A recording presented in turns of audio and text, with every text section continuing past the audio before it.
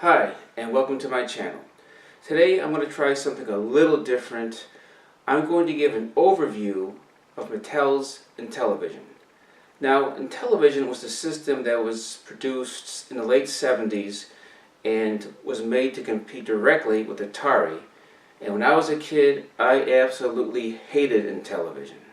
As a matter of fact, during this overview, I'm going to wear my Atari shirt in pure defiance and insolence of Intellivision. Now, the reason why I disliked Intellivision so much as a kid wasn't just because I didn't have one, it's also because they had a rather aggressive marketing campaign against Atari. Mattel hired George Plimpton, who was a respectable journalist, and he was actually a good choice. He was a distinguished looking gentleman, he spoke very eloquently, and he would often compare Intellivision and Atari side by side. But I still hated Intellivision. But anyway, let's take a look at Mattel's Intellivision. Now this is the Intellivision 2 system. It isn't a successor to the original, it's just a remodel. It's smaller and kind of like a white or a beige. And if you take a look at the controllers, you can see that they're rather they look like a phone almost. They have a numeric keypad, you have a circular disc as opposed to a joystick or a thumb pad. You have two fire buttons on either side which are very difficult to press.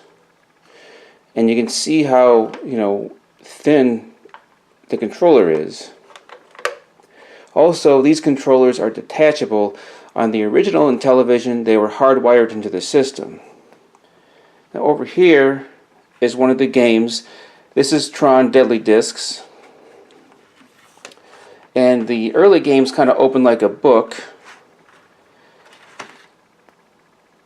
And you had like your instructions, your overlays, which would just kind of fit into the controller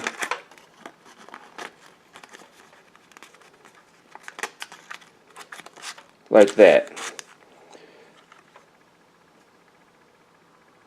Interesting. And here is Pinball for the Intellivision.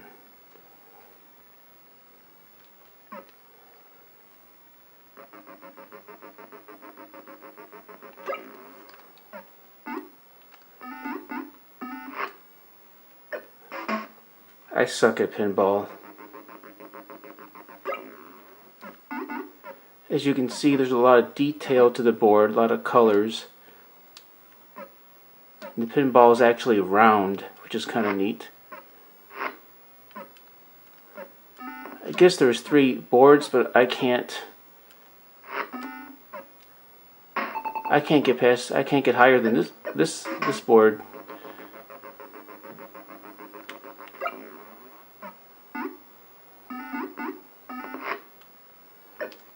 Man, I suck. I'm terrible.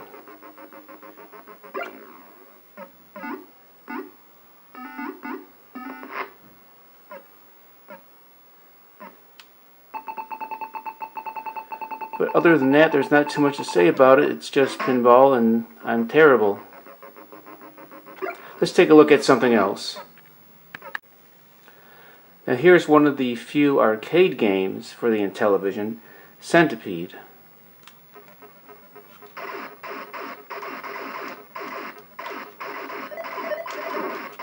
Seems like there's too many mushrooms. This is one of the few games that actually controls halfway decently with the disc. Plus the Centipede's kind of large and he's slower, so he's easier to hit.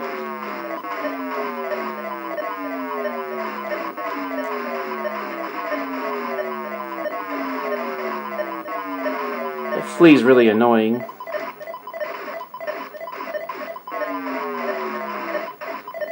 It's not too bad of a game. It just runs slower than it did in the arcade.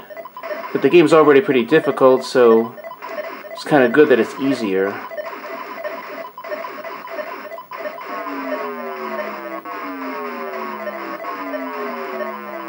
And let's take a look at something else. And here is Stalker. you're being pursued by that robot who can shoot you and kill you. The bats and the spider in this game can only stun you, but you can shoot them. It's difficult to play. It's hard on your thumb because you've got to really wrestle with the disc to make the game move.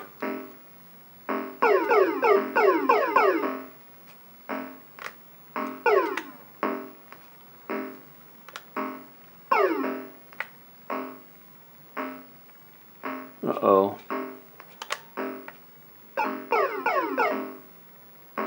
He runs like he's running through knee-deep water.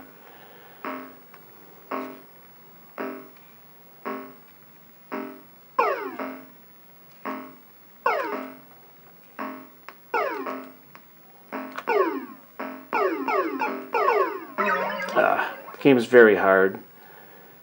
They had this game on the Atari too, but it's a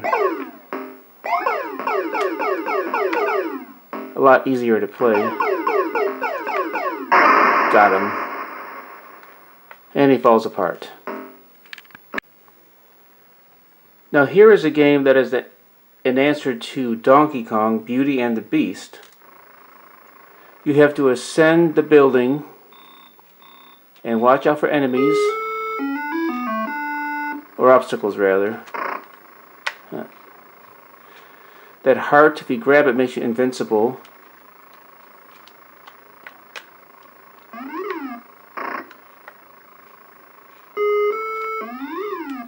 It's hard to jump.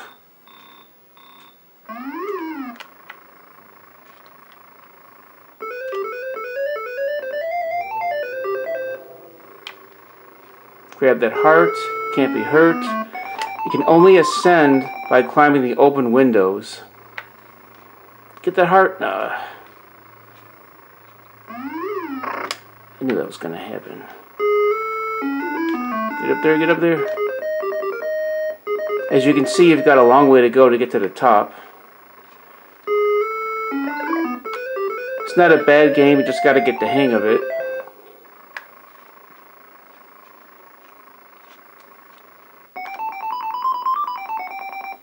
Kind of repetitive though, there isn't a whole lot to it, but that's how these old games, how did I miss that? That's how these old games, and I missed it again. That's how these old games were back then. Get the heart, climb up.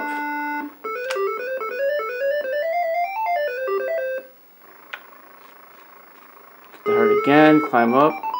Sometimes you get very lucky and it gets very easy. Right there. Oh, I got greedy.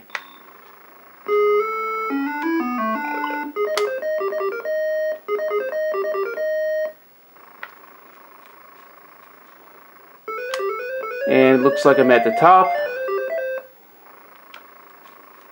Oh. And you throw his big ass off.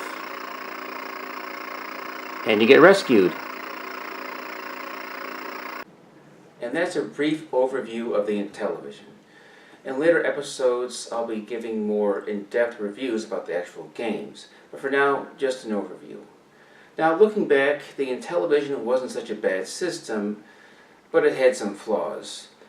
The major flaw, of course, was the controllers. They were difficult to manipulate, uncomfortable to hold, and they just didn't work well for games that required fast-paced arcade-type action.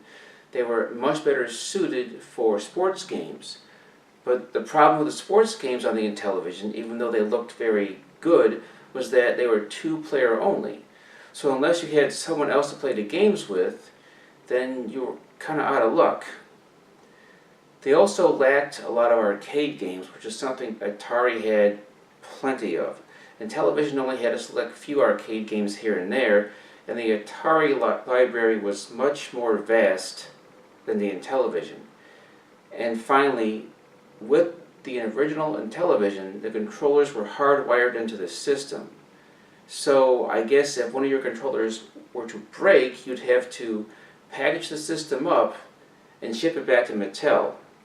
Now for a system that touts itself on being intelligent, that's a pretty stupid design choice, and that's why I do not have the original model. Anyway, thank you for watching, and I will see you next time.